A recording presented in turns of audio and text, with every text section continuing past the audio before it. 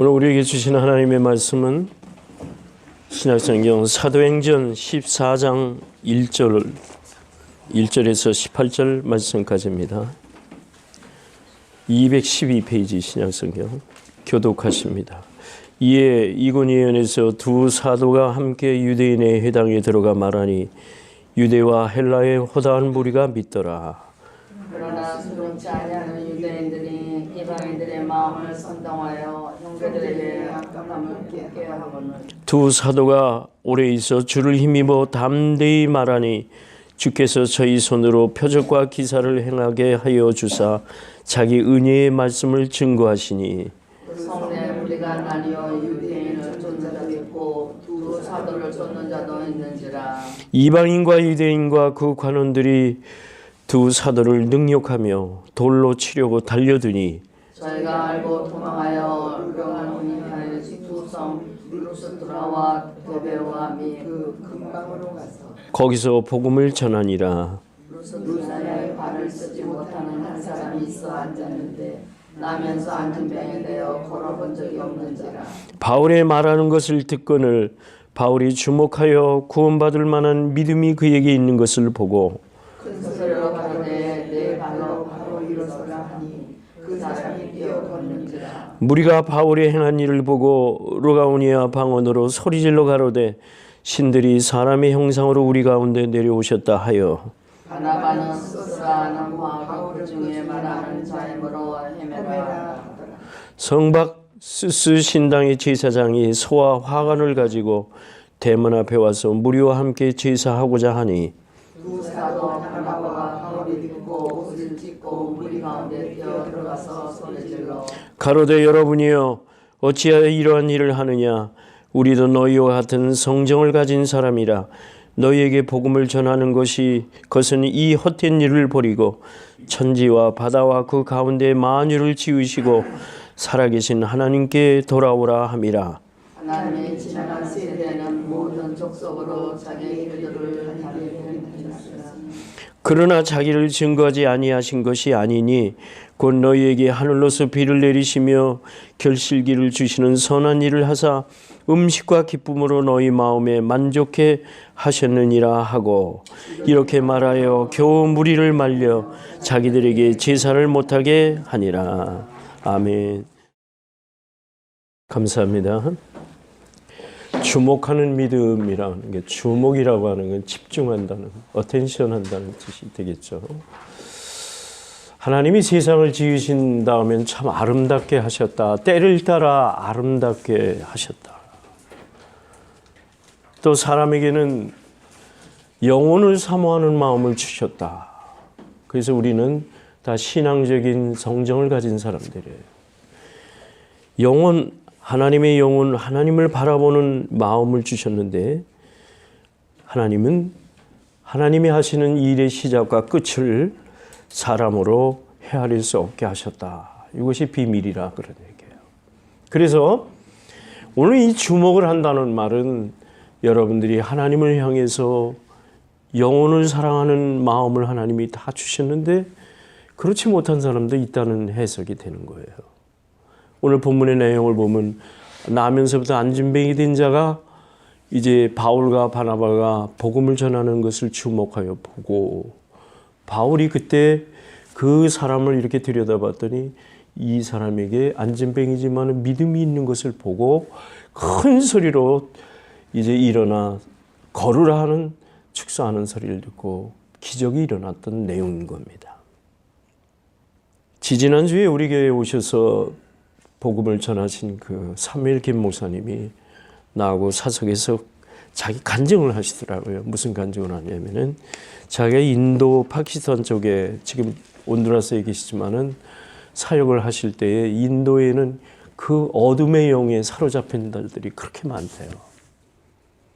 힌두의 영이. 그래서 그 이제 선교사님이고 목사님이시니까 그 어느 마을에 가서 이제 한두 사람을 이렇게 어둠의 영에 사로잡혀서 그걸 축사하고, 축사한다는 귀신을 쫓는다는 얘기예요. 축사하고 얻은 자의 눈을 고쳐줬대요.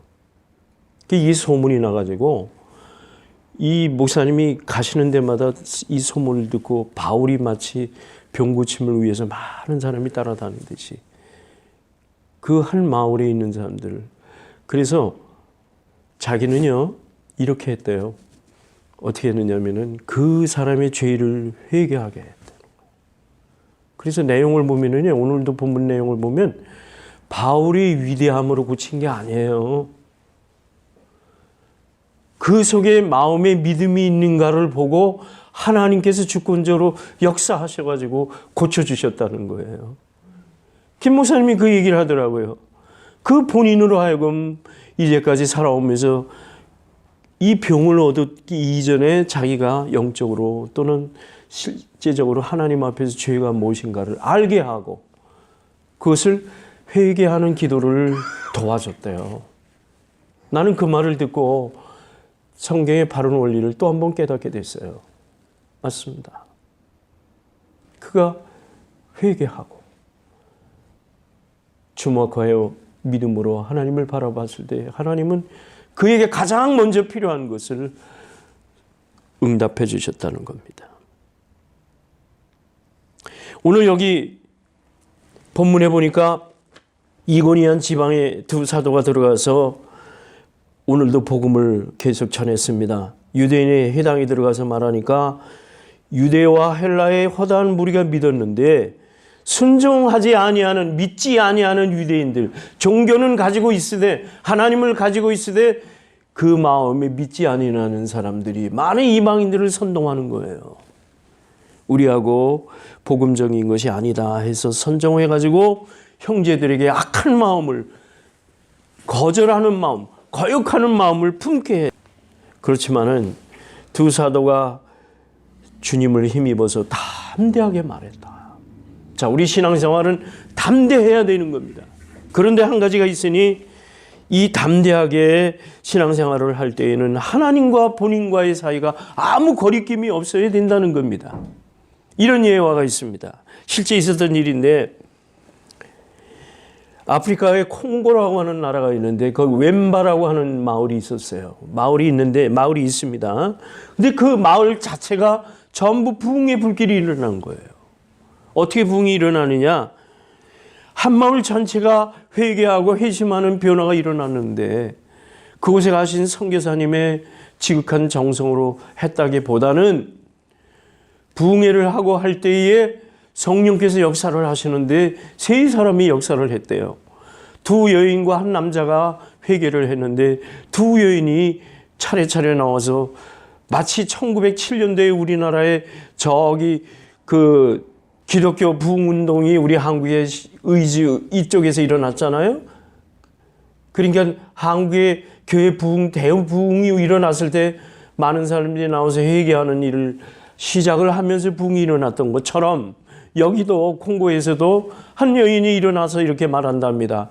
나는 교회에서 성미자루, 옛날에는 쌀을 뜨잖아요. 성미를 담는 자루를 한 자루를 훔쳐갔던 일이 양심에 찔려서 여러분한테 고백합니다. 그리고 그 성미를 다시 교회에다가 나는 바칩니다.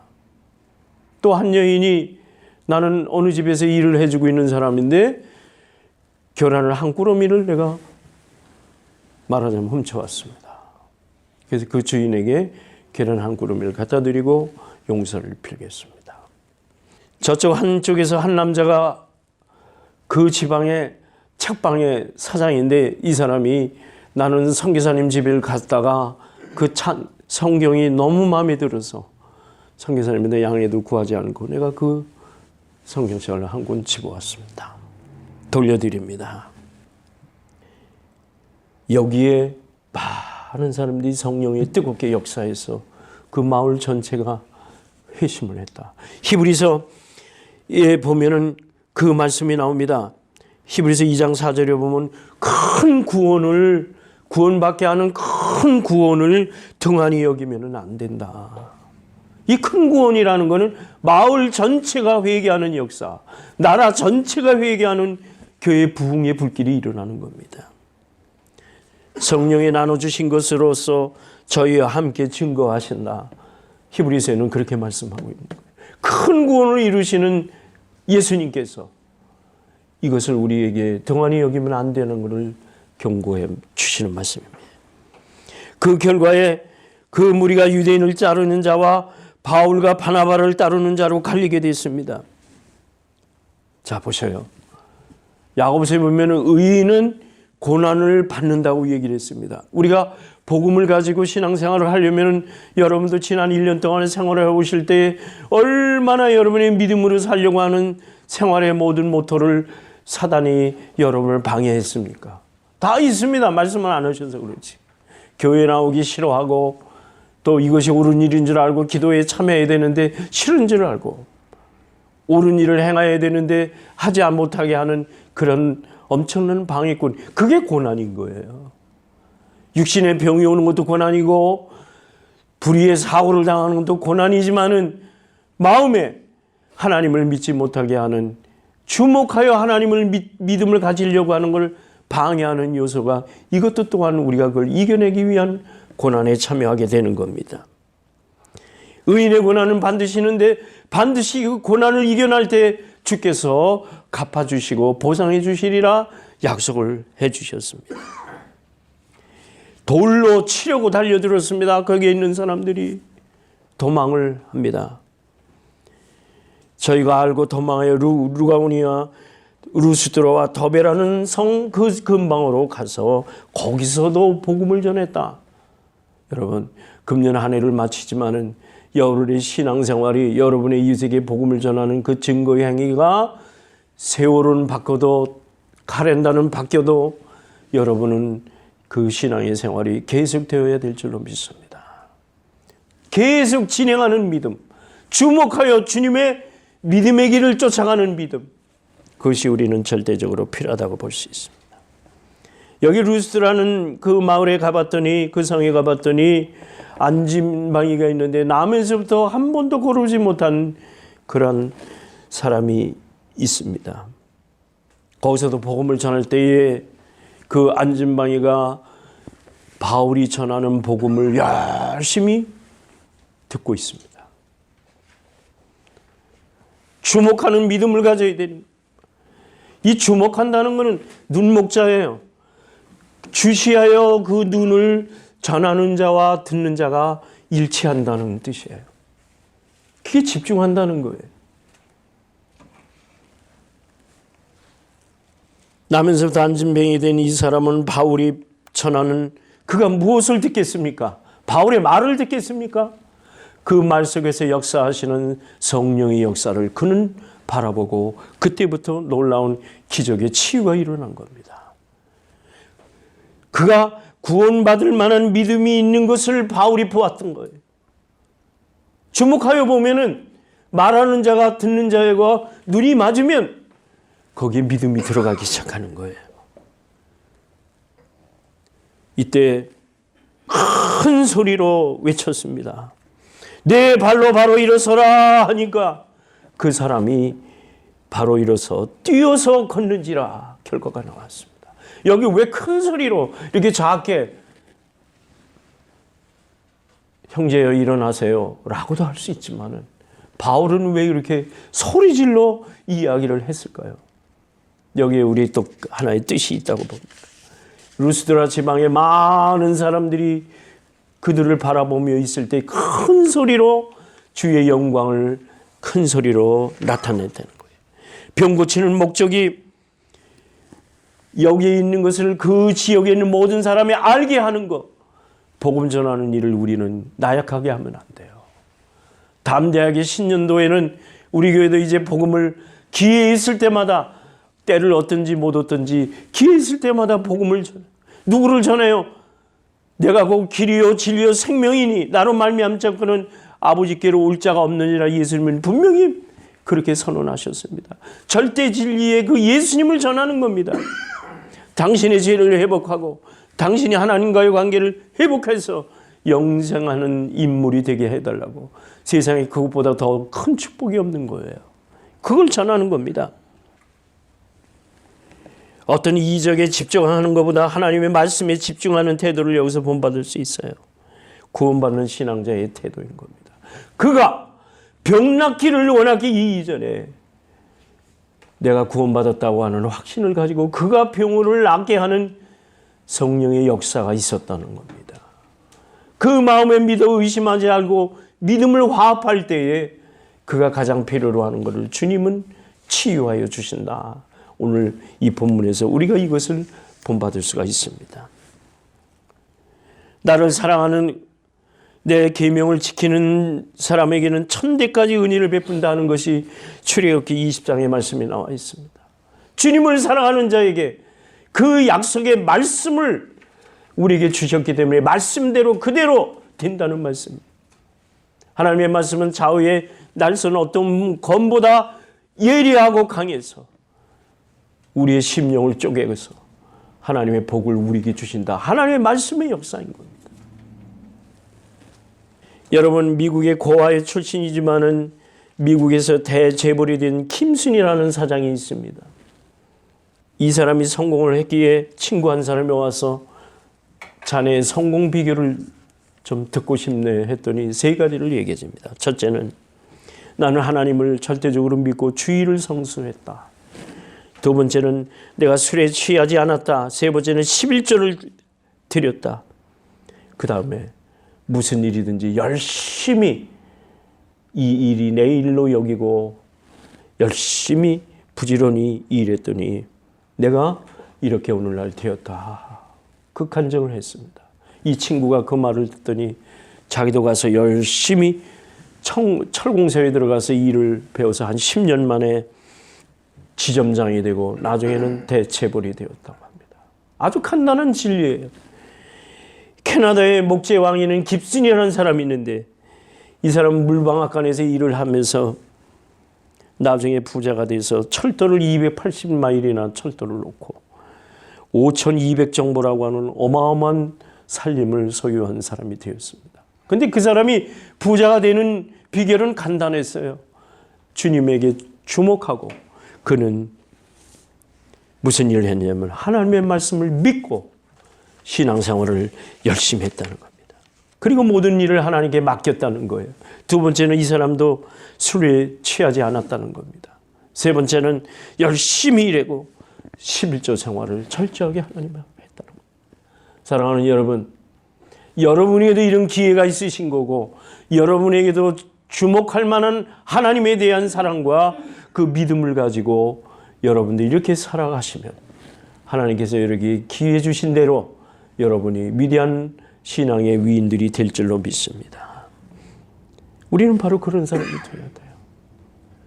이 진리는요, 예수 그리스도의 진리는 그렇게 먼 데 있는 곳이 아니라는 사실이에요.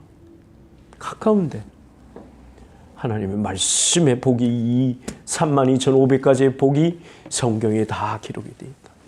우리가 그 말씀을 믿으면, 우리가 그 말씀대로 따라 살려고 한다면 나의 심령을 쪼개는 하나님의 말씀이 생각과 뜻을 감찰하신다. 그래서 하나님의 사람으로 세워주신다. 이제 말씀을 마치고자 합니다. 믿음은 들음에서 나고 들음은 그리스도의 말씀으로 말미암는다고 그랬습니다. 살리는 것은 영이고 육은 무익하니 내가 너희에게 이른 말이 영이요 생명이라 하셨습니다. 금년 한 해를 여러분들이 정리하시면서 더욱이 새해는 이제 말씀에 더 가까워지고 또 말씀에 더 예리하고 그렇게 해서 여러분들이 승리하시기를 바랍니다. 어쩌니게 장로님하고 저녁을 먹는데 이 장로님이 이런 말씀을 해요. 나는 그 말씀이 순간의 말이지만은 너무나 가슴에 와닿더라고요. 요즘 사람들이 말씀에 너무 둔감하다. 민감하지 못하다. 그래서 귀만 커졌다. 귀만 커졌지 그 듣는 이야기가 가슴으로 내려오지 못한다. 이런 말씀을 하는 것을 옆에서 들었습니다.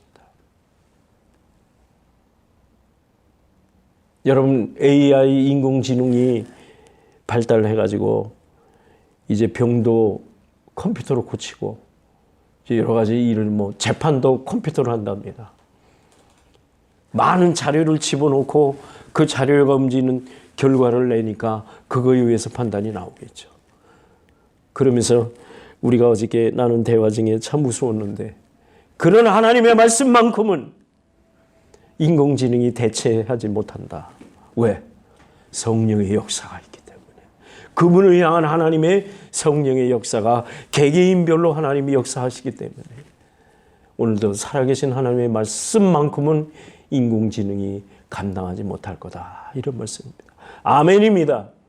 아무리 세상이 발달해도 하나님이 영혼을 사모하는, 하나님을 사모하는 마음을 하나님이 우리에게 주셨기 때문에 이제 이후로부터 여러분이 더 말씀에 가까이 하시고 세상이 아무리 과학이 발달해도 하나님과 여러분 사이에는 가로막힐 것이 없다는 겁니다. 하나님의 사랑을 많이 받으시기를 바랍니다. 오늘 바울이 역사했던 것처럼 놀라운 기적이 오늘날도 이 지구상에 이 땅 위에서는 계속 되어지고 있다는 겁니다. 사무엘 김 목사님이 얘기한 것처럼 그는 눈먼 자를 자기가 고쳤다고 하는 간증을 볼 때에 하나님과 그 사랑과의 관계만 온전해지면 성경에 예시된 많은 기적 같은 일들이 오늘도 우리 생활 현장에서 주의 축복이 여러분과 함께 하시기를 주의 이름으로 축원합니다. 아멘. 사랑하는 하나님 아버지, 하나님의 말씀 자체가 위력이 있는 줄로 믿습니다. 그리고 그 말씀을 그 결과가 듣는 자에게 믿음으로 할 때에 주목하는 믿음일 때에 그 말씀의 이적이 바로 믿는 자에게 있는 것을 믿습니다. 하나님 말씀과 가까이해 바울이 안진뱅이를 일으키는 놀라운 역사를 이룬 것처럼 오늘도 우리 하나님을 믿는 믿음의 현장에서 놀라운 기적이 더하게 하여 주시옵시고 우리 교회도 아울러서 하나님 큰 부흥과 이적이 또한 있을 수 있도록 많은 자들이 예수 믿고 구원받는 놀라운 기적의 현장에 우리 교회가 일어날 수 있도록 주여 축복하여 주옵소서.